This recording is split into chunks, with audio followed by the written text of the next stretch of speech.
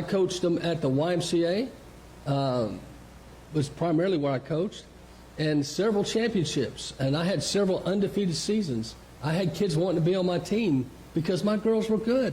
I'm just saying. They got picked up on AAU travel teams.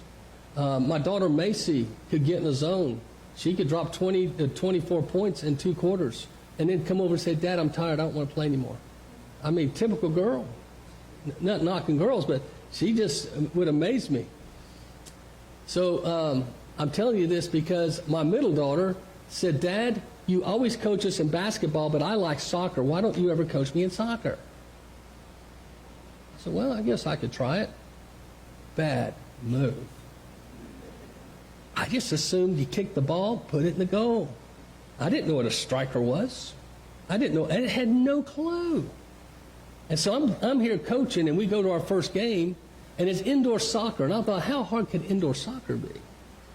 I didn't know you could kick it off the wall. So we're going in there, and my kids are warming up, stretching, and my kids like this, and this team was smaller. I said, oh, we got these guys. I was based on size.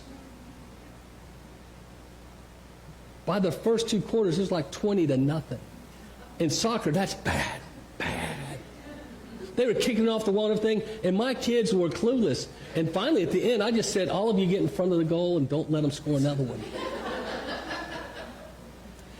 Have you ever seen the Mighty Ducks? And remember that dad fussed and says, am I paying for this? One of the dads came down and says, I'm paying money for this?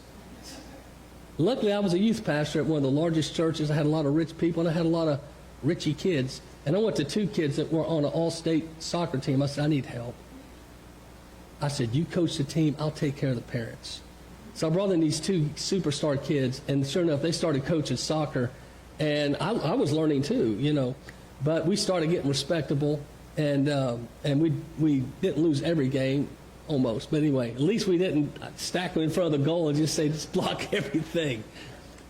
My point is, I had no clue what I was getting into. I didn't know the rules. And my middle daughter went on to play soccer all through high school, and she kicked the winning goal for Division IIA state championship. Just saying, I was there. But proud dad. I still don't know what all the rules are. I don't know where all the places are, but my point is my ignorance. I try to teach my kids something I didn't know. I was trying to coach my daughter in public, a sport I had never played. I never watched. I didn't know what a yellow card was. I found out you don't yell at the officials. My point is, I learned a lot. I hate to say, but that's what a lot of people are today. A lot of folks just think I can say the name of Jesus, maybe quote a few Bible verses, but they really don't know him. And the children are paying the price. What have you taught others that impact their spiritual life? If we're never going to forget, and we're going to say, hey, I'm never going to forget 9/11, which I hope we don't, but we should never forget when we gave our heart to Christ. What are we teaching children?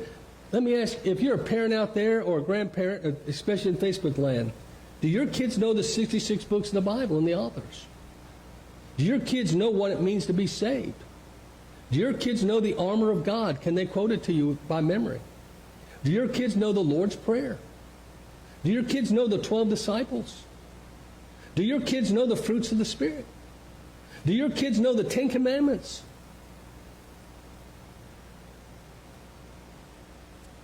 More importantly, do your kids know your testimony?